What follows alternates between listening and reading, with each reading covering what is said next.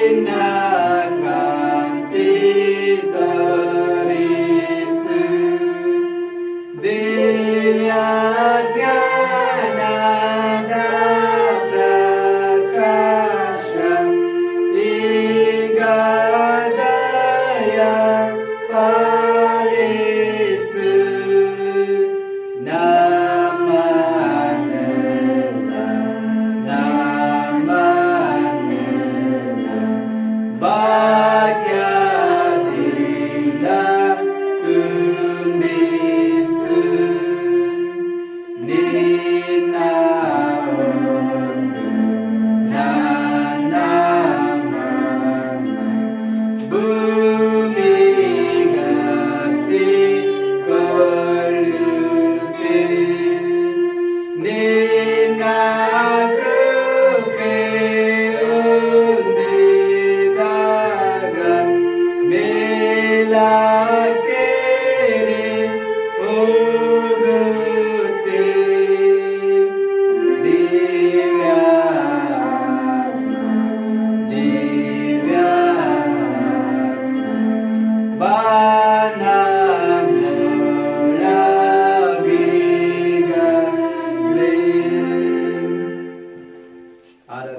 ಪುಸ್ತಕ 123ನೇ ಪುಟದಲ್ಲಿರುವಂತ ಆರಾಧನೆ ಕ್ರಮವನ್ನು ಅನುಸರಿಸೋಣ. ಪ್ರಾರ್ಥನೆ ಮಾಡೋಣ. 123ನೇ ಪುಟ. ಕೃತಜ್ಞತಾಸ್ತುತಿಯೊಡನೆ ಆತನ ಮಂದಿರ ದ್ವಾರಗಳಿಗೂ ಕೀರ್ತನೆಯೊಡನೆ ಆತನ ಅಂಗಳಗಳಿಗೂ ಬನ್ನಿರಿ. ಆತನ ಉಪಕಾರ ಸ್ಮರಿಸಿರಿ, ಆತನ ನಾಮವನ್ನು ಕೊಂಡಾಡಿರಿ. ಕರ್ತನು ಒಳ್ಳೆಯವನು, ಆತನ ಕೃಪೆಯು ಯುಗಯುಗಕ್ಕೂ ಆತನ ಸತ್ಯತೆಯು ತಲತಲಾಂತರಕ್ಕೂ ಇರುವವು. ಬನ್ನಿರಿ, ನಮ್ಮ ನಿರ್ಮಾಣಿಕನಾದ ಕರ್ತನಿಗೆ ಸಾಷ್ಟಾಂಗ ಬೆರಗಿ ಆರಾಧಿಸೋಣ. ಆತನು ನಮ್ಮ ದೇವರು, ನಾವು ಆತನ ಪಾಲಿಸುವ ಪ್ರಜೆಯು, ಆತನ ಕೈ ಕೆಳಗಿರುವ ಹಿಂಡು ಆಗಿದ್ದೇವೆ. ಕರ್ತನ ಪರ್ವತವನ್ನು ಹತ್ತತಕ್ಕವನು ಯಾರು? ಆತನ ಪವಿತ್ರ ಸ್ಥಾನದಲ್ಲಿ ನಿಲ್ಲುವುದಕ್ಕೆ ಎಂತವನು ಯೋಗ್ಯನು? ಯಾವನು ಅಯೋಗ್ಯ ಕಾರ್ಯಗಳಲ್ಲಿ ಮನಸ್ಸಿಡದೆ ಮೋಸ ಪ್ರಮಾಣ ಮಾಡದೆ ಶುದ್ಧ ಹಸ್ತವು ನಿರ್ಮಲ ಮನಸ್ಸುಳ್ಳವನಾಗಿದ್ದಾನೋ ಅವನೇ. ಕರ್ತನಾದ ನಮ್ಮ ದೇವರು ಕರುಣಿಸುವನು, ಕ್ಷಮಿಸುವನಾಗಿದ್ದಾನೆ. ನಾವು ಆತನಿಗೆ ತಿರುಗಿ ಬಿದ್ದೇವಲ್ಲ.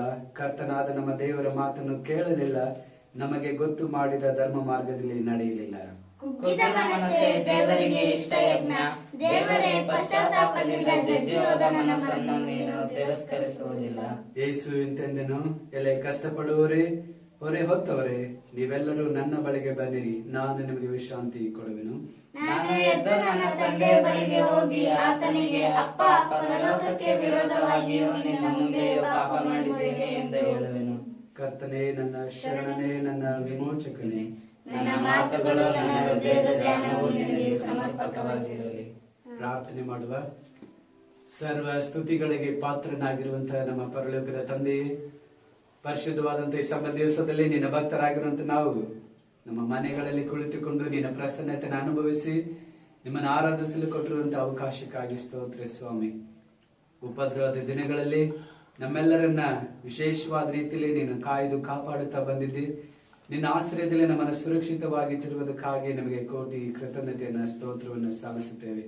ಈ ಆರಾಧನೆಯಲ್ಲಿ ದೇವರೇ, ಸ್ತೋತ್ರದ ಬಲಿಪೀಠವನ್ನು ಕಟ್ಟಿಕೊಂಡು ನಿಮ್ಮನ್ನು ಆರಾಧಿಸಲು ಕೊಟ್ಟಿರುವಂತಹ ಅವಕಾಶಕ್ಕಾಗಿ ಸ್ತೋತ್ರ. ನಮ್ಮ ಆರಾಧನೆಯನ್ನ, ಕೃತಜ್ಞತಾ ಸ್ತುತಿಯನ್ನ ನಿನಗೆ ಸಮರ್ಪಿಸಲು ನಿನ್ನ ಪಾದ ಸನ್ನಿಧಿಗೆ ನಾವು ಸೇರಿ ಬಂದಿದ್ದೇವೆ. ಈ ಸಮಯದಲ್ಲಿ ನಮಗಾಗಿ ಮಾತ್ರವಲ್ಲದೆ ಬೇರೆಯವರಿಗಾಗಿ ಪ್ರಾರ್ಥಿಸುವಂತೆ ನಮಗೆ ಸಹಾಯವನ್ನು ಮಾಡು. ನಿನ್ನ ಪವಿತ್ರ ವಾಕ್ಯವನ್ನು ಕೇಳಿ ನಿನ್ನ ಪ್ರೀತಿಯ ಮಹಾ ಅತಿಶಯವನ್ನು ಹೆಚ್ಚು ಹೆಚ್ಚಾಗಿ ಗ್ರಹಿಸುವಂತೆಯೂ ನಮ್ಮ ಜೀವಮಾನಗಳೆಲ್ಲ ನಿನ್ನ ಕೃಪೆಯ ಫಲಗಳನ್ನು ಕೊಡುತ್ತಾ ಬರುವಂತೆ ಅನುಗ್ರಹಿಸಬೇಕೆಂದು ನಮ್ಮ ಕರ್ತನಾದ ಯೇಸು ಕ್ರಿಸ್ತನ ಮುಖಾಂತರ ನಿನ್ನನ್ನು ಬೇಡಿಕೊಳ್ಳುತ್ತೇವೆ. ಆಮೆನ್. ದೇವರ ಪ್ರಸನ್ನತೆಯಲ್ಲಿ ಕ್ಷಣ ಹೊತ್ತು ಮೌನವಾಗಿದ್ದುಕೊಂಡು ನಮ್ಮನ್ನು ನಾವು ಪರೀಕ್ಷೆ ಮಾಡಿಕೊಳ್ಳೋಣ. ನಿಮ್ಮ ಅಪರಾಧಗಳೇ ನಿಮ್ಮನ್ನ ದೇವರಿಂದ ಅಗಲಿಸುತ್ತಾ ಬಂದಿವೆ. ಆತನು ಕೇಳಲಾರ್ದ ಹಾಗೆ ಆತನ ಮುಖಕ್ಕೆ ಅಡ್ಡಗೋಡಿ ಆಗಿವೆಂಬುದಾಗಿ ಪ್ರವಾದಿ ಎಚ್ಚರಿಸಿದ ಹಾಗೆ ಈ ಸಮಯದಲ್ಲಿ ನಮ್ಮ ಮನಸ್ಸಿನಲ್ಲಿ ದೇವರಿಗೆ ವಿರೋಧವಾಗಿ, ನಮ್ಮ ನೆರೆಹೊರೆಯವರಿಗೆ ವಿರೋಧವಾಗಿ ತಿಳಿದು ತಿಳಿಯದು ಮಾಡಿದಂತೆ ಎಲ್ಲ ತಪ್ಪುಗಳನ್ನು, ಅಪರಾಧಗಳನ್ನು ಅರಿಕೆ ಮಾಡಿಕೊಳ್ಳುವ ಹಾಗೆ ಆತನ ಕ್ರೂಜೆ ಅಡಿದವರಲ್ಲಿ ನಮ್ಮನ್ನು ತಗ್ಗಿಸಿಕೊಂಡವರಾಗಿ ನಿಜವಾದ ಪಶ್ಚಾತ್ತಾಪದ ಹೃದಯದಿಂದ, ಮಾನಸಾಂತರದ ಮನಸ್ಸಿನಿಂದ ಬನ್ನಿ, ಪಶ್ಚಾತ್ತಾಪದಿಂದ ಸ್ವಾಮಿ ಹತ್ರ ಬರುವ.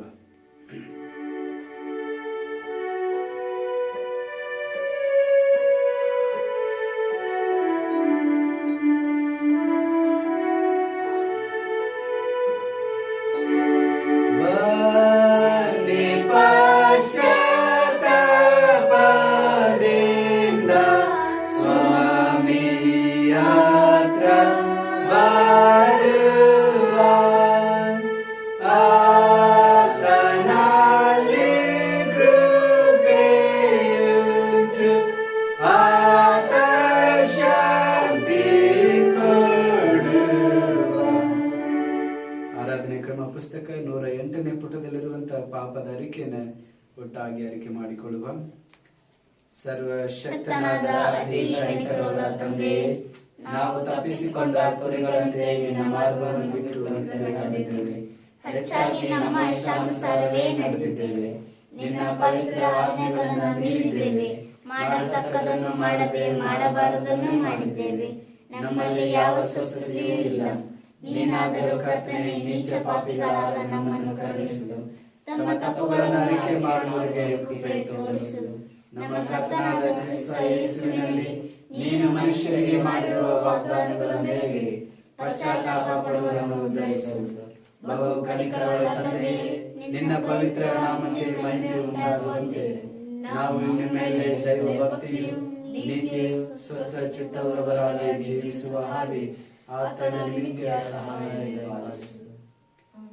ಮಾನವ ಕೋಟಿ ಜನಾಂಗವನ್ನ ಪಾಪದಿಂದ ಶಾಪದಿಂದ ನಿತ್ಯ ನರಕದಿಂದ ಬಿಡುಗಡೆ ಮಾಡುವುದಕ್ಕಾಗಿ ನಿನ್ನ ಪ್ರಾಣವನ್ನೇ ಕೊಟ್ಟು ನಮ್ಮನ್ನು ರಕ್ಷಿಸಿದಂತ ನಮ್ಮ ರಕ್ಷಕನೇ, ನಿಮಗೆ ಅನಂತ ಕೋಟಿ ಸ್ತೋತ್ರಪ್ಪ. ನೀನು ಯಾವಾಗಲೂ ನಮ್ಮಲ್ಲಿ ತಪ್ಪು ಹುಡುಕುವಂತ ದೇವರಲ್ಲ, ನಿತ್ಯವೂ ನಮ್ಮ ಮೇಲೆ ಕೋಪಿಸಿಕೊಳ್ಳುವಂತ ದೇವರಲ್ಲ. ಪೂರ್ವಕ್ಕೂ ಪಶ್ಚಿಮಕ್ಕೂ ಎಷ್ಟು ದೂರವೂ ನಮ್ಮ ದ್ರೋಹಗಳನ್ನು ನಮ್ಮಿಂದ ತೆಗೆದು ಅಷ್ಟು ದೂರ ಮಾಡಿದ್ದಕ್ಕಾಗಿ ಸ್ತೋತ್ರ ಸ್ವಾಮಿ. ನಾವು ಕೂಡ ನಿನ್ನ ಪ್ರೀತಿಗೆ, ನಿಮ್ಮ ತ್ಯಾಗಕ್ಕೆ, ನಿಮ್ಮ ಕೃಪೆಗೆ ಬದಲಾಗಿ ಈ ಒಂದೇ ಒಂದು ಜೀವಿತವನ್ನ ನಿನ್ನ ನಾಮದ ಮಹಿಮೆಗಾಗಿ ಜೀವಿಸುತ್ತಾ ನಿನ್ನ ಬರುಣಕ್ಕಾಗಿ ನಮ್ಮನ್ನು ನಾವು ಸಿದ್ಧಪಡಿಸಿಕೊಳ್ಳಲಿಕ್ಕಾಗುವಂತೆ ನಿನ್ನ ಆತ್ಮನ ವರಗಳಿಂದ ನಮ್ಮನ್ನು ತುಂಬಿಸಿ ನಡೆಸಬೇಕಾಗಿ ಯೇಸುವಿನ ನಾಮದಲ್ಲಿ ಬೇಡುತ್ತೇವೆ ತಂದೆಯೇ, ಆಮೇನ್. ಉತ್ತರ ಪ್ರತ್ಯುತ್ತರವಾಗಿ ದಾವೀದನ ಕೀರ್ತನೆ 51:1-10 ವಾಕ್ಯಗಳನ್ನ ಉತ್ತರ ಪ್ರತ್ಯುತ್ತರವಾಗಿ ಓದಿಕೊಳ್ಳುವ. Psalms 51:1-10 for our responsive reading. ಪ್ರೀತಿ ಸ್ವರೂಪನಾದ ದೇವರೇ, ನನ್ನನ್ನು ಕರುಣಿಸು. ಕರುಣಾನಿಧಿಯೇ, ನನ್ನ ದ್ರೋಹವನ್ನೆಲ್ಲ ಅಳಿಸಿಬಿಡು. ನನ್ನ ಪಾಪವನ್ನು ಸಂಪೂರ್ಣವಾಗಿ ತೊಳೆದು ಬಿಡು. ನನ್ನ ದೋಷವನ್ನು ಪರಿಹರಿಸಿ ನನ್ನನ್ನು ಶುದ್ಧಿಗೊಳಿಸು. ನಾನು ದ್ರೋಹಿ ಎಂದು ನಾನೇ ಒಪ್ಪಿಕೊಂಡಿದ್ದೇನೆ. ನನ್ನ ಪಾಪವು ಯಾವಾಗಲೂ ನನ್ನ ಮುಂದೆ ಇದೆ. ಕೇವಲ ನಿನಗೆ ತಪ್ಪು ಮಾಡಿದ್ದೇನೆ. ನಿನ್ನ ದೃಷ್ಟಿಗೆ ಕೆಟ್ಟದಾಗಿರುವುದನ್ನೇ ಮಾಡಿದ್ದೇನೆ. ನಿನ್ನ ನಿರ್ಣಯ ನ್ಯಾಯವಾಗಿಯೂ ನಿನ್ನ ತೀರ್ಪು ನಿಷ್ಕಳಂಕವಾಗಿಯೂ ಇರುತ್ತದಲ್ಲ. ಹುಟ್ಟಿದಂದಿನಿಂದ ನಾನು ಪಾಪಿಯೇ, ಮಾತೃ ಗರ್ಭವನ್ನು ಹೊಂದಿದ ದಿನದಿಂದ ದ್ರೋಹಿಯೇ. ಯಥಾರ್ಥ ಚಿತ್ತವೇ ನಿನಗೆ ಸಂತೋಷ. ಸುಜ್ಞಾನದ ರಹಸ್ಯಗಳನ್ನು ನನಗೆ ತಿಳಿಪಡಿಸು. ಈಸೋಪ್ ಗಿಡದ ಬರಲಿನಿಂದ ನೀರನ್ನು ಚಿಮುಕಿಸು ಎಂಬಂತೆ ನನ್ನ ಅಶುದ್ಧತ್ವವನ್ನು ತೆಗೆದು ಬಿಡು, ಆಗ ಶುದ್ಧನಾಗುವೆನು. ನನ್ನನ್ನು ತೊಳೆ, ಆಗ ಹಿಮಕ್ಕಿಂತಲೂ ಬೆಳ್ಳಗಾಗುವೆನು. ನನ್ನಲ್ಲಿ ಸಂಭ್ರಮೋತ್ಸವದ ಧ್ವನಿ ಉಂಟಾಗುವಂತೆ ಮಾಡು. ಆಗ ನಿನ್ನ ಜಜ್ಜಿದ ಎಲುಬುಗಳು ಆನಂದ ಪಡುವವು. ನನ್ನ ದೋಷಕ್ಕೆ ವಿಮುಖನಾಗು, ನನ್ನ ಪಾಪವನ್ನೆಲ್ಲ ಅಳಿಸಿಬಿಡು. ದೇವರೇ, ನನ್ನಲ್ಲಿ ಶುದ್ಧ ಹೃದಯವನ್ನು ನೆಲೆಸಿಸು. ನನ್ನ ಸ್ಥಿರ ಚಿತ್ತವನ್ನು ಬೆಳೆಸಿ ನನ್ನನ್ನು ಘನಪಡಿಸು. ತಂದೆ ಮಗ ಪರಿಶುದ್ಧಾತ್ಮನೇ,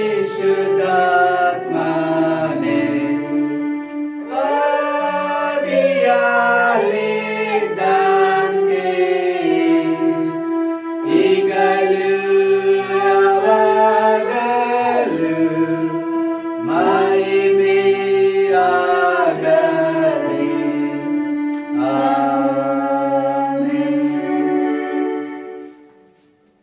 ಯೇಸು ಕ್ರಿಸ್ತನಲ್ಲಿ ಅತ್ಯಂತ ಪ್ರಿಯರೇ, ವಿಶೇಷವಾದಂತ ಈ ಭಾನುವಾರದಲ್ಲಿ ನಾವು ದೇವರ ಪ್ರಸನ್ನತೆಯನ್ನು ಅನುಭವಿಸುತ್ತಾ ದೇವರ ಆತ್ಮನ ಅಧೀನಕ್ಕೆ ನಮ್ಮನ್ನು ಒಪ್ಪಿಸಿಕೊಡುವ ಹಾಗೆ ಆತ್ಮರೇ ಬನ್ನಿ, ಪವಿತ್ರ ಆತ್ಮರೇ ಬನ್ನಿ ಎಂಬ ಸಂಗೀತವನ್ನು ಹಾಡಿಕೊಳ್ಳುವುದರ ಮೂಲಕವಾಗಿ ದೇವರ ವಾಕ್ಯಕ್ಕೆ ನಮ್ಮನ್ನ ಸಿದ್ಧಪಡಿಸಿಕೊಳ್ಳುವ.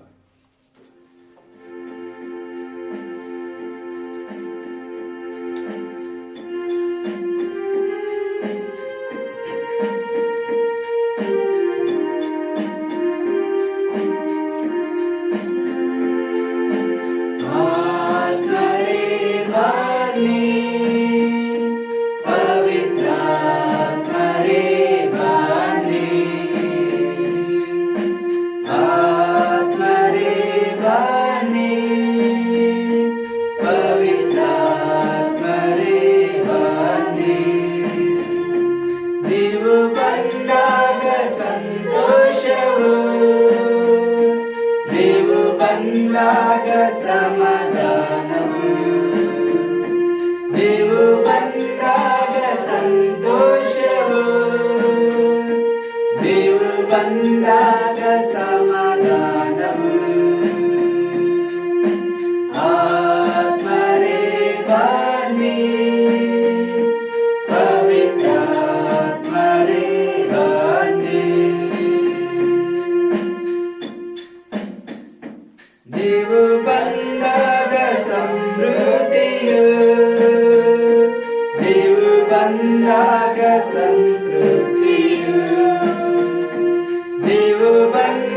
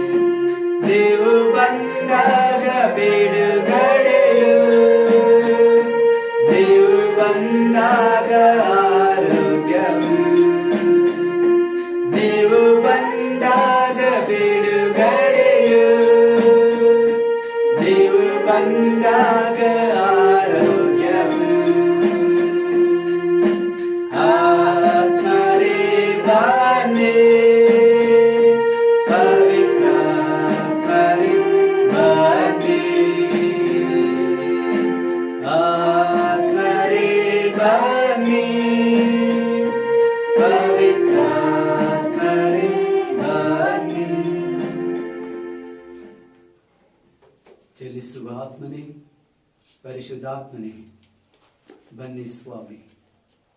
ಯಾಕಂದ್ರೆ ನಿಮ್ಮ ಪ್ರಸನ್ನತೆಯಲ್ಲಿ ನಮಗೆ ಪರಿಪೂರ್ಣ ಸಂತೋಷವಿದೆ. ನಿಮ್ಮ ಬಲಗಳಲ್ಲಿ ಶಾಶ್ವತ ಸೌಭಾಗ್ಯ ಇದೆ ಸ್ವಾಮಿ. ನೀವು ಬಂದಾಗ ನಮ್ಮ ಬಾಳಲ್ಲಿ ಸಂತೋಷವು, ನೀವು ಬಂದಾಗ ನಮಗೆ ಬಿಡುಗಡೆಯು, ನೀವು ಬಂದಾಗ ನಮಗೆ ಸಮಾಧಾನವು, ನೀವು ಬಂದಾಗ ನಮಗೆ ಆರೋಗ್ಯ ಇದೆ ಕರ್ತನದಕ್ಕಾಗಿ ಸ್ತೋತ್ರ ಸಲ್ಲಿಸುತ್ತೇವೆ. ಬಾ ಕರ್ತನೆ, ಒಬ್ಬೊಬ್ಬರ ಕುಟುಂಬದಲ್ಲಿ ನೀನು ಚಲಿಸು ಸ್ವಾಮಿ. ಒಬ್ಬೊಬ್ಬರ ಹೃದಯಗಳಲ್ಲಿ ನೀನು ಚಲಿಸು ದೇವರೇ. ನಿನ್ನ ಭಕ್ತರನ್ನ ಬಲಪಡಿಸು ಸ್ವಾಮಿ. ಅಭಿಷೇಕಿಸು ಕರ್ತನೆ, ವರಗಳಿಂದ ತುಂಬಿಸು. ಈಗಲೂ ಕರ್ತನೆ, ನಿನ್ನ ವಾಕ್ಯದ ಬೆಳಕಿನಲ್ಲಿ ನಮ್ಮನ್ನು ನಡೆಸು ಸ್ವಾಮಿ. ನಮ್ಮ ಆತ್ಮಿಕ ಕಣ್ಣುಗಳನ್ನ, ಕಿವಿಗಳನ್ನ ತೆರೆ ಮಾಡಿ ಸ್ವಾಮಿ. ನಿನ್ನ ವಾಕ್ಯವನ್ನು ಬರೀ ಹೇಳುವಂತವರು, ಓದಿ ಕೇಳಿ ಧ್ಯಾನಿಸುವಂತವರು ಮಾತ್ರವಾಗಿರದೆ ಆ ವಾಕ್ಯದ ಪ್ರಕಾರವಾಗಿ ನಡೆದುಕೊಳ್ಳಲಿಕ್ಕಾಗುವಂತೆ ನಮಗೆ ಸಹಾಯವನ್ನು ಮಾಡಿಸುವ. ನಮ್ಮ ಹೃದಯ ಧ್ಯಾನಗಳು, ನಮ್ಮ ಬಾಯಿ ಮಾತುಗಳು ಈ ಆರಾಧನೆಯಲ್ಲಿ ನಿಮಗೆ ಸಮರ್ಪಕವಾಗಿರಲಿ ತಂದೆಯೇ. ಆಮೆನ್. ದೇವರು ಪ್ರೀತಿಸುವಂತ ಪ್ರಿಯ ದೇವರ ಮಕ್ಕಳೇ, ವಿಶೇಷವಾದಂತಹ ಈ ಸಬ್ಬ ದಿವಸದಲ್ಲಿ ಈ ಮಾಧ್ಯಮದ ಮೂಲಕವಾಗಿ ದೇವರನ್ನು ಆರಾಧಿಸಲು ಕೊಟ್ಟಂತ ಈ ಅವಕಾಶಕ್ಕಾಗಿ ನಾನು ದೇವರಿಗೆ ಕೃತಜ್ಞತೆಯನ್ನು ಸಲ್ಲಿಸುತ್ತೇನೆ. ಮಾತ್ರ ಅಲ್ಲದೆ ನಂಬಿಗಸ್ತನಂತ ದೇವರು ಈ ಉಪದ್ರವದ ದಿನಗಳಲ್ಲಿ ನಿಮ್ಮನ್ನ ಎಲ್ಲ ಉಪದ್ರವಗಳಿಂದ, ಸೈತಾನನ ನಾಶ ಮೋಸದ ಕಾರ್ಯಗಳಿಂದ ತಪ್ಪಿಸಿ ಕಾಪಾಡಿದಂತ ದೇವರು ಮುಂದಿನ ದಿನಗಳಲ್ಲಿ ಕೂಡ ದೇವರೇ ನಿಮಗೆ ಆಶ್ರಯ ದುರ್ಗವು, ಆರೋಗ್ಯದಾಯಕನು, ವಿಶೇಷ ಸಹಾಯಗಳನ್ನು ಅನುಗ್ರಹಿಸಿ ತನ್ನ ನಾಮದ ಮಹಿಮೆಗಾಗಿ ನಿಮ್ಮನ್ನು ನಡೆಸಲೆಂಬುದಾಗಿ ಕ್ರಿಸ್ತನ ನಾಮದಲ್ಲಿ ನಿಮ್ಮೆಲ್ಲರಿಗೂ ನಾನು ಶುಭವನ್ನ ಕೋರುವಂತವನಾಗಿದ್ದೇನೆ. ಇವತ್ತಿನ ವಾಕ್ಯದ ಪ್ರಸ್ತಾಪ ವೇಟಿಂಗ್ ಅಪಾನ್ ಹೋಲಿ ಸ್ಪಿರಿಟ್, ಪವಿತ್ರಾತ್ಮನಿಗಾಗಿ ಕಾಯ್ದುಕೊಂಡಿರುವಂಥದ್ದು. ಅದಕ್ಕಾಗಿ ದೇವರ ವಾಕ್ಯದ ಭಾಗಗಳು ಹಳೆ ಒಡಂಬಡಿಕೆಯಲ್ಲಿ ಯೆಶಾಯನ ಪ್ರವಾದನೆ ಗ್ರಂಥ 40ನೇ ಅಧ್ಯಾಯ 25ರಿಂದ 31 ವಾಕ್ಯಗಳು, ಹಾಗೂ ಪತ್ರಿಕಾ ಭಾಗದಿಂದ ಅಪೊಸ್ತಲರ ಕೃತ್ಯಗಳು 1ನೇ ಅಧ್ಯಾಯ 1ರಿಂದ 11 ವಾಕ್ಯಗಳು, ಹಾಗೂ ಸುವಾರ್ತಾ ಭಾಗದಿಂದ ಲೂಕನ ಬರೆದ ಸುವಾರ್ತೆ 24ನೇ ಅಧ್ಯಾಯ 44ರಿಂದ 49 ವಾಕ್ಯಗಳು. ಪ್ರಿಯರೇ, ಈ 3 ವಾಕ್ಯದ ಭಾಗಗಳನ್ನ ನಾವು ಆಲೋಚನೆ ಮಾಡಿಕೊಳ್ಳುವುದಾದ್ರೆ, ಈ 3 ವಾಕ್ಯದ ಭಾಗದಲ್ಲಿ ಒಂದು ಕಡೆ ಮಾನವನ ಬಲಹೀನತೆ, ಮಾನವನ ಪ್ರಶ್ನೆಗಳು, ಮಾನವನ ಉಪದ್ರವಗಳು, ಮಾನವನ ಕಣ್ಣೀರು, ಬಲಹೀನತೆಗಳನ್ನು ನಾವು ಗಮನಿಸುತ್ತೇವೆ. ಆದ್ರೆ ಇನ್ನೊಂದು ಕಡೆ ನಾವು ನೋಡುವುದಾದ್ರೆ ದೇವರ ಬಲ, ದೇವರ ರಕ್ಷಣೆ, ದೇವರ ನಡೆಸುವಿಕೆ, ದೇವರ ಅಭಿಷೇಕ, ದೇವರ ಆಶೀರ್ವಾದಗಳನ್ನ ನಾವು ಗಮನಿಸುವಂತವರಾಗಿದ್ದೇವೆ. ಪ್ರಿಯರೇ, ವಿಶೇಷವಾದಂತಹ ಈ ಪ್ಯಾಂಡಮಿಕ್ ದಿನಗಳಲ್ಲಿ, ಉಪದ್ರವದ ದಿನಗಳಲ್ಲಿ ಮಾನವರಾಗಿರುವಂತ ನಾವು ಅನೇಕ ಪ್ರಶ್ನೆಗಳಲ್ಲಿ ಮುಳುಗಿ ಹೋಗಿದ್ದೇವೆ. ಕುಟುಂಬದ ವಿಷಯದಲ್ಲಿ ಪ್ರಶ್ನೆಗಳಿದೆ, ಉದ್ಯೋಗದ ವಿಷಯದಲ್ಲಿ ಪ್ರಶ್ನೆಗಳಿದೆ, ನಮ್ಮ ಆಧ್ಯಾತ್ಮಿಕ ಜೀವನಕ್ಕೆ ಅನೇಕ ಪ್ರಶ್ನೆಗಳಲ್ಲಿ ನಾವು ಮುಳುಗಿ ಹೋಗಿದ್ದೇವೆ. ಇದೆಲ್ಲದಕ್ಕೂ ಕಾರಣ ಮಾನವರಾಗಿರುವಂತ ನಮ್ಮ ಸ್ವಭಾವಗಳೇ ಕಾರಣವಾಗಿದೆ. ಯೆಶಾಯನ ಪ್ರವಾದನೆ ಗ್ರಂಥ 40ನೇ ಅಧ್ಯಾಯ 25ರಿಂದ 31 ವಾಕ್ಯಗಳನ್ನು ಓದುತ್ತಾ ಹೋಗುವುದಾದ್ರೆ, 30ನೇ ವಾಕ್ಯದಲ್ಲಿ ವಾಕ್ಯ ಈ ರೀತಿಯಾಗಿ ಬರೆಯಲ್ಪಟ್ಟಿದೆ: ಯುವಕರು ದಣಿದು ಬಳಲುವರು, ತರುಣರು ಸೊರಗಿ ಮುಗ್ಗರಿಸುವರು ಎಂಬುದಾಗಿ. ಇವತ್ತು ಎಲ್ಲಾ ಜನರು ಕೂಡ ಸೊರಗಿ ಹೋಗ್ತಾ ಇದ್ದಾರೆ.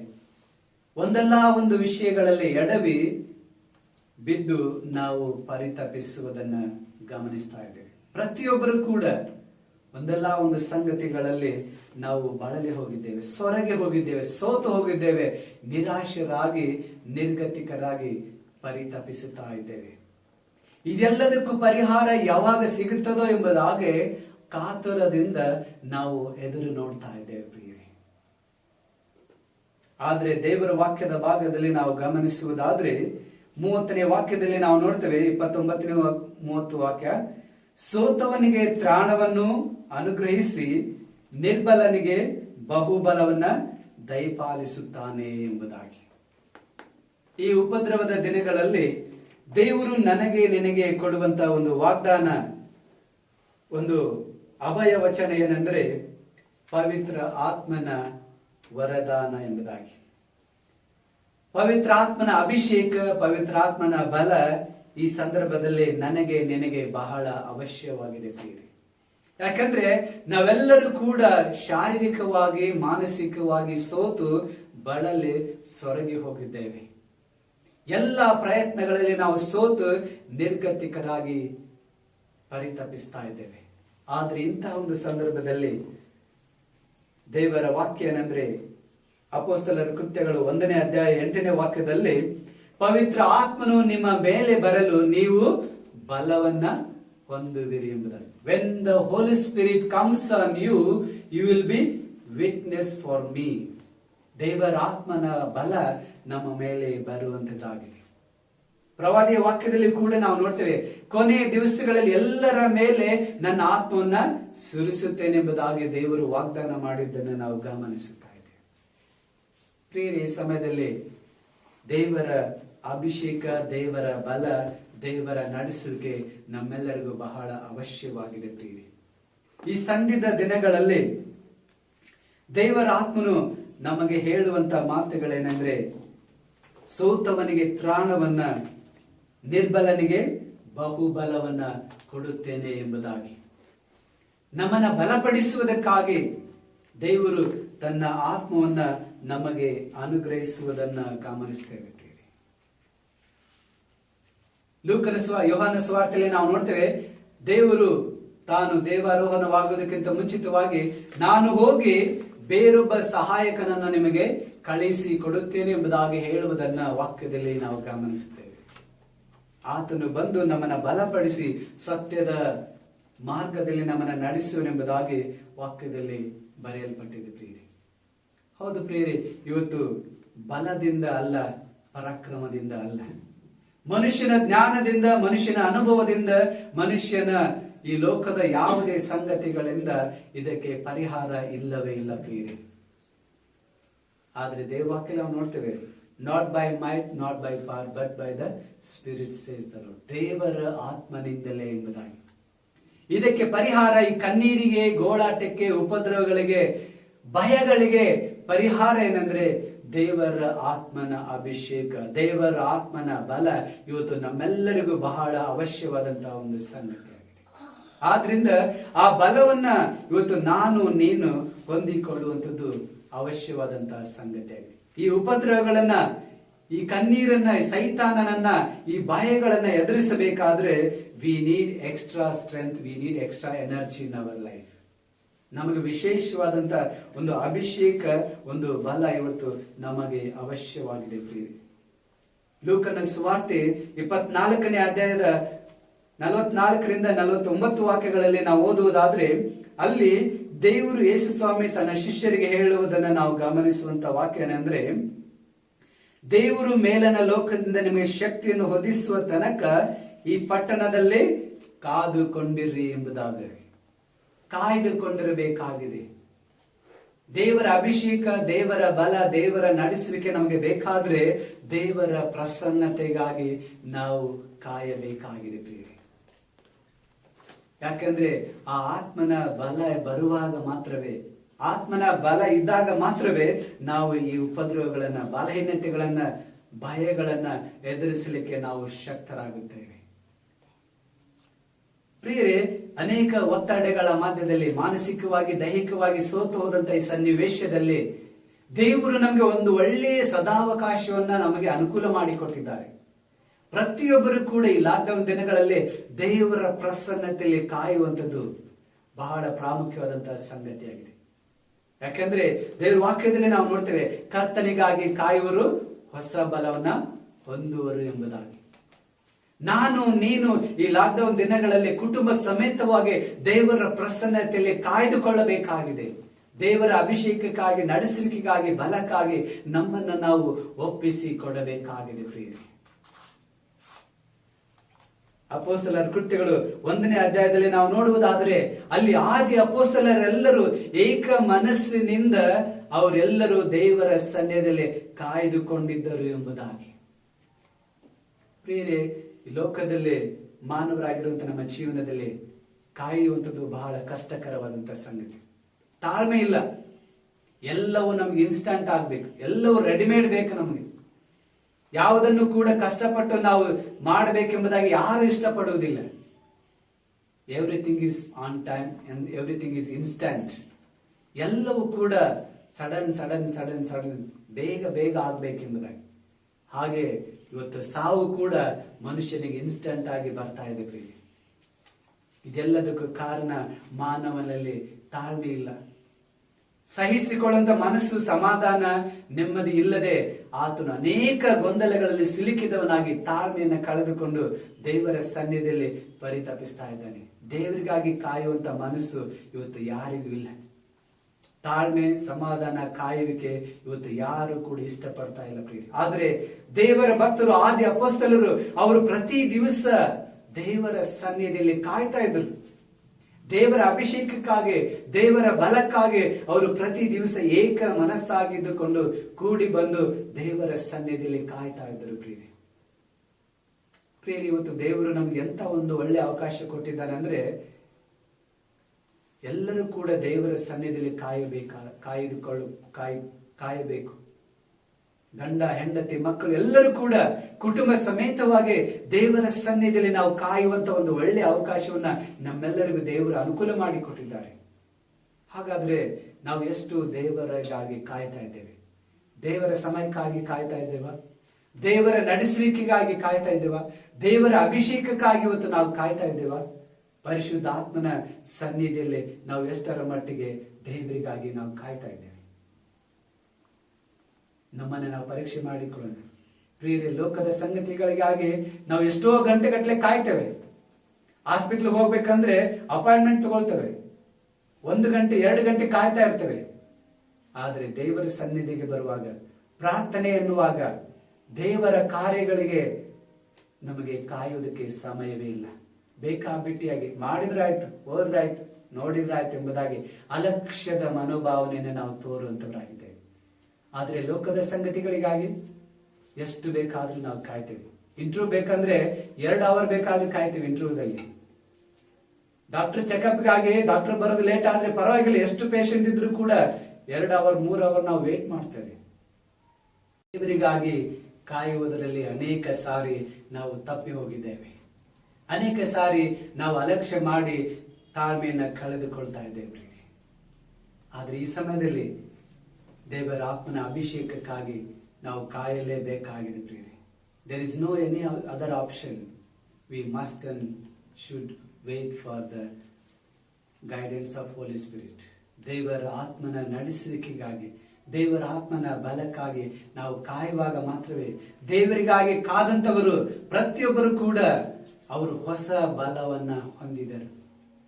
ಅಬ್ರಹಾಮನ ದೇವರಿಗಾಗಿ 25 ವರ್ಷ ಕಾಲ ಕಾಯ್ದ. ಇವತ್ತು ನಾವು ಎಷ್ಟು ವರ್ಷಗಳ ಕಾಲ ದೇವರಿಗಾಗಿ ಕಾಯ್ತಾ ಇದ್ದೇವೆ? ನಮ್ಮನ್ನು ನಾವು ಪರೀಕ್ಷೆ ಮಾಡಿಕೊಳ್ಳೋಣ. ಯೆಹೋವನನ್ನು ನಿರೀಕ್ಷಿಸುವರು, ಯೆಹೋವನಿಗಾಗಿ ಕಾಯುವಂತವರು, ಕರ್ತನಿಗಾಗಿ ಕಾಯುವರು, ಅವರು ಹೊಸ ಬಲವನ್ನು ಹೊಂದಿ ಹದ್ದುಗಳಂತೆ ರೆಕ್ಕೆಗಳನ್ನ ಚಾಚಿಕೊಂಡು ಮೇಲಕ್ಕೆ ಮೇಲಕ್ಕೆ ಏರುವರು, ಓಡಿ ಧನ್ಯರು, ನಡೆದು ಬಳಲರು ಎಂಬುದಾಗಿ ದೇವರ ವಾಕ್ಯದಲ್ಲಿ ನಾವು ಗಮನಿಸುತ್ತೇವೆ. ಪ್ರಿಯರೇ, ವಿಶೇಷವಾದಂತಹ ಈ ಉಪದ್ರವದ ದಿನಗಳಲ್ಲಿ ನಾವು ದೇವರ ಸನ್ನಿಧಿಯಲ್ಲಿ ಕಾಯೋಣ. ಅಂದು ದೇವರ ಸನ್ನಿಧಿಯಲ್ಲಿ ಕಾದಂತ ಎಲ್ಲ ಆದಿ ಅಪೊಸ್ತಲರು ದೇವರಿಂದ ಅಭಿಷೇಕವನ್ನ, ಪರಿಶುದ್ಧಾತ್ಮನ ಬಲವನ್ನು ಹೊಂದಿಕೊಂಡು ಸಾಧಾರಣವಾದಂತಹ ಜನರು ಅಸಾಧಾರಣವಾದಂತಹ ಕಾರ್ಯಗಳನ್ನ ಮಾಡಿದರು. Ordinary people, they did extraordinary things for the sake of God. It is because of the power of Holy Spirit. ದೇವರ ಆತ್ಮನ ಅಭಿಷೇಕ ಇವತ್ತು ನನಗೆ ನಿನಗೆ ಅವಶ್ಯವಾಗಿ ಬೇಕಾಗಿದೆ. ಈ ಉಪದ್ರವಗಳನ್ನ, ಹೋರಾಟಗಳನ್ನ, ಭಯಗಳನ್ನ, ಈ ಕಷ್ಟಗಳನ್ನ ಎದುರಿಸಬೇಕಾದ್ರೆ ನಾವು ಪರಿಶುದ್ಧಾತ್ಮನ ಬಲವನ್ನು ಹೊಂದಿಕೊಳ್ಳೋಣ ಪ್ರಿಯರೇ. ದೇವರ ಸನ್ನಿಧಿಯಲ್ಲಿ ನಮ್ಮನ್ನ ಒಪ್ಪಿಸಿಕೊಡುವ ಹಾಗೆ ನಮ್ಮ ಕಣ್ಣುಗಳನ್ನು ಮುಚ್ಚಿದವರಾಗಿ ದೇವರಿಗಾಗಿ ನಾವು ಕಾಯೋಣ. ದೇವರ ಅಭಿಷೇಕಕ್ಕಾಗಿ, ದೇವರ ಬಲಕ್ಕಾಗಿ ನಾವು ಕಾಯುವುದಾದ್ರೆ ಖಂಡಿತವಾಗಿ ಆತನು ನಮ್ಮ ಅವಶ್ಯಕ್ಕೆ ತಕ್ಕ ರೀತಿಯಲ್ಲಿ ನಮ್ಮನ್ನು ಅಭಿಷೇಕಿಸುವುದಕ್ಕೆ ಶಕ್ತನಾಗಿದ್ದಾನೆ. ಅಂದು ಆದಿ ಅಪೋಸ್ತಲರನ್ನು ಅಭಿಷೇಕಿಸಿ ಬಲವಾಗಿ ಉಪಯೋಗಿಸಿದಂತ ದೇವರು, ಅವರನ್ನು ಅಭಿಷೇಕಿಸಿ ಸಾಧಾರಣವಾದಂತ ಜನರಿಂದ ಅಸಾಧಾರಣವಂತ ಕಾರ್ಯಗಳನ್ನು ಮಾಡಿದಂತ ದೇವರು ಇವತ್ತು ನಮ್ಮನ್ನು ಕೂಡ ಅಭಿಷೇಕಿಸಿ ಬಲದಿಂದ ತುಂಬಿಸಿ ಎಲ್ಲ ಉಪದ್ರವಗಳನ್ನ, ಕಷ್ಟಗಳನ್ನ, ಸಮಸ್ಯೆಗಳನ್ನ, ಹೋರಾಟಗಳನ್ನ ಎದುರಿಸುವುದಕ್ಕೆ ಆತನು ನಮ್ಮನ್ನ ಬಲಪಡಿಸುವಂತಹ ದೇವರಾಗಿದ್ದಾನೆ. ಸೋತವನಿಗೆ ತ್ರಾಣವನ್ನ, ಬಲ್ಲವನಿಗೆ ಬಹುಬಲವನ್ನ ಒದಗಿಸುತ್ತೇನೆಂಬುದಾಗಿ ದೇವರು ವಾಗ್ದಾನ ಮಾಡಿದ್ದಾರೆ. ಯೆಹೋವನನ್ನು ನಿರೀಕ್ಷಿಸುವವರು, ಯೆಹೋವನಿಗಾಗಿ ಕರ್ತನಿಗಾಗಿ ಕಾಯುವರು ಹೊಸ ಬಲವನ್ನು ಹೊಂದುವರು ಎಂಬುದಾಗಿ ಈ ಸಮಯದಲ್ಲಿ ನಾವು ಕೂಡ ದೇವರ ಸನ್ನಿಧಿಯಲ್ಲಿ ಕಾಯೋಣ. ದೇವರ ಅಭಿಷೇಕಕ್ಕಾಗಿ, ದೇವರ ನಡೆಸಲಿಕ್ಕೆಗಾಗಿ ನಮ್ಮನ್ನು ಒಪ್ಪಿಸಿಕೊಳ್ಳೋಣ.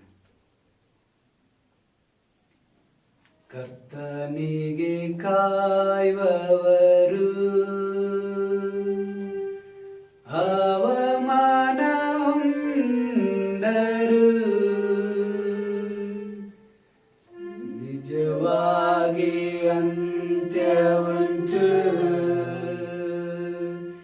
ನಿನ್ನಂಬಿಕೆ ವ್ಯರ್ಥವಾಗದು. ಕರ್ತನಿಗೆ ಕಾಯುವವರು ಅವಮಾನ ಹೊಂದರು, ನಿಜವಾಗಿ ಅಂತ್ಯವುಂಟು, ನಿನ್ನಂಬಿಕೆ ವ್ಯರ್ಥವಾಗದು.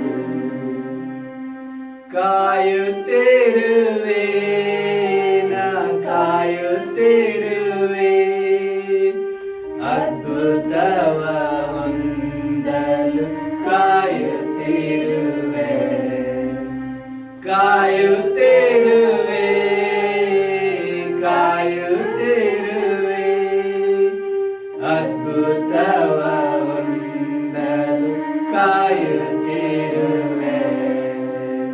ಕರ್ತನಿಗೆ ಕಾಯುವವರು ತಕ್ಕ ಕಾಲದಲ್ಲಿ ದರ್ಶನವ ನೆರವೇರಿಸುವ, ತಕ್ಕ ಕಾಲದಲ್ಲಿ ದರ್ಶನವ ನೆರವೇರಿಸುವ. ಸುಳ್ಳಾದದು ನೆರವೇರುವುದು, ತಡವಾದರೂ ನಾ ಕಾಯುತ್ತಿರುವೆ. ಸುಳ್ಳಾದದು ನೆರವೇರುವುದು, ತಡವಾದರೂ ನಾ ಕಾಯುತ್ತಿರುವೆ, ಕಾಯುತ್ತಿರುವೆ, ಕಾಯುತ್ತಿರುವೆ, ಅದ್ಭುತವ ಹೊಂದಲು ಕಾಯುತ್ತಿರುವೆ. ಕರ್ತನಿಗೆ ಕಾಯುವವರು ಸೋತವನಿಗೆ ತ್ರಾಣವನ್ನ ಅನುಗ್ರಹಿಸಿ ನಿರ್ಬಲನಿಗೆ ಬಹುಬಲವನ್ನ ದಯಪಾಲಿಸುವಂತ ನಮ್ಮ ರಕ್ಷಕನೇ. ಹೌದು ಸ್ವಾಮಿ, ಮಾನವರಾಗಿರುವಂತ ನಾವೆಲ್ಲರೂ ಕೂಡ ಮಾನಸಿಕವಾಗಿ, ದೈಹಿಕವಾಗಿ ಸೋತು ನಿರಾಶರಾಗಿ ಪರಿತಪಿಸುತ್ತಾ ಇದ್ದೇವೆ ಸ್ವಾಮಿ. ಭಯಗಳಲ್ಲಿ ಮುಳುಗಿ ಹೋಗಿ ನಿರ್ಗತಿಕರಾಗಿ ಸೋತು ಹೋಗಿದ್ದೇವೆ ಸ್ವಾಮಿ. ಈ ಸಮಯದಲ್ಲಿ ದೇವರೇ ನಮ್ಮ ಮೇಲೆ ದಯವಿಡಿ ಸ್ವಾಮಿ, ನಿಮ್ಮ ಕರುಣೆಯನ್ನ ತೋರಿಸು.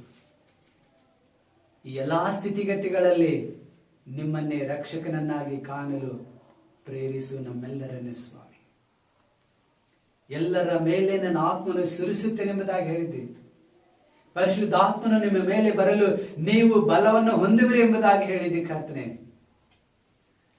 ಅಂದು ಶಿಷ್ಯರಿಗೆ ಹೇಳಿದ ಹಾಗೆ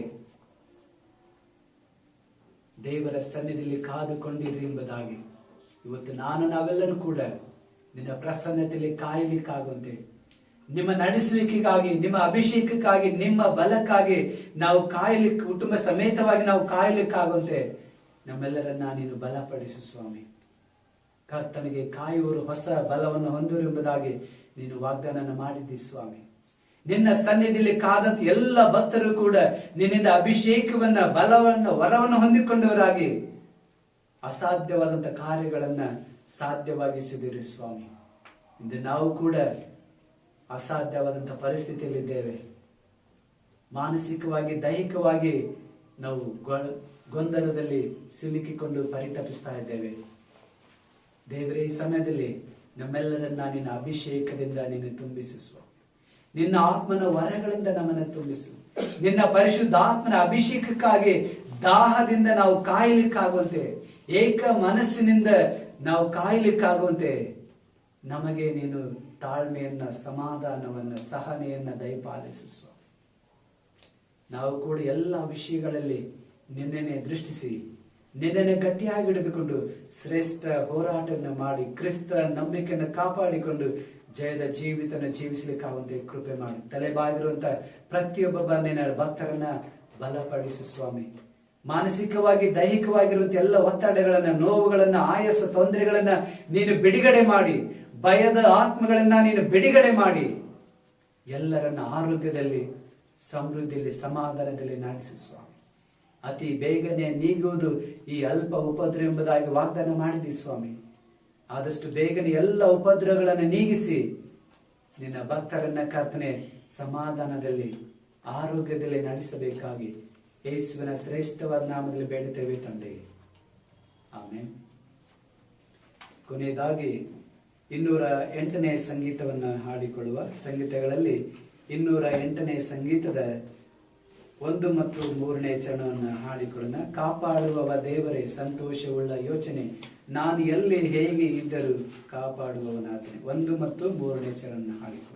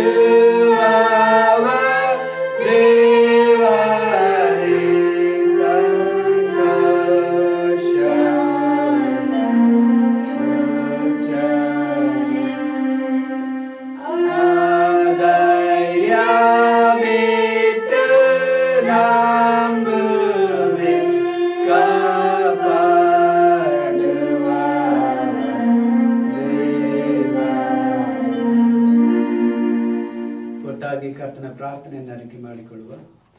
ಪರಲೋಕದಲ್ಲಿರುವ ತಂದೆಯೇ, ನಿಮ್ಮ ನಾಮ ಪರಿಶುದ್ಧಪಡಿಸಲ್ಪಡಲಿ, ನಿಮ್ಮ ರಾಜ್ಯವು ಬರಲಿ, ನಿಮ್ಮ ಚಿತ್ತವು ಪರಲೋಕದಲ್ಲಿ ನೆರವೇರುವ ಪ್ರಕಾರ ಭೂಲೋಕದಲ್ಲಿ ನೆರವೇರಲಿ. ನಮ್ಮ ಅನುದಿನದ ಆಹಾರವನ್ನು ದಯಪಾಲಿಸು. ನಮಗೆ ತಪ್ಪು ಮಾಡಿದವರನ್ನು ಕ್ಷಮಿಸು, ನಮ್ಮ ಶೋಧನೆಯಲ್ಲಿ ಸೇರಿಸದೆ ಕೇಡಿನಿಂದ ತಪ್ಪಿಸು. ರಾಜ್ಯವು ಬಲವು ಮಹಿಮೆ ಸದಾಕಾಲವನ್ನು ಬದಲಿಸುವ. ವಿಶ್ವಾಸದಿಂದ ಕರ್ತನ ಆಶೀರ್ವಾದ ಹೊಂದಿಕೊಳ್ಳೋಣ. ಸೋತವನಿಗೆ ತ್ರಾಣವನ್ನ, ಬಲ್ಲವನಿಗೆ ಬಹುಬಲವನ್ನು ಅನುಗ್ರಹಿಸುತ್ತೇನೆಂಬುದಾಗಿ ವಾಗ್ದಾನ ಮಾಡಿದ ನಮ್ಮ ರಕ್ಷಕನಾಗಿರುವ ಯೇಸು ಕ್ರಿಸ್ತನ ಕೃಪೆ, ಆರೋಗ್ಯದಾಯಕನಾಗಿರುವ ತಂದೆಯಾದ ದೇವರ ಶಾಶ್ವತ ಒಂದು ಪ್ರೀತಿ, ಪರಿಶುದ್ಧಾತ್ಮನ ಬಲ ಅಭಿಷೇಕ ನಿರಂತರ ನಮ್ಮೆಲ್ಲರ ಸಂಗಡ ನೆಲೆಯಾಗಿರಲಿ. ಆಮೇಲೆ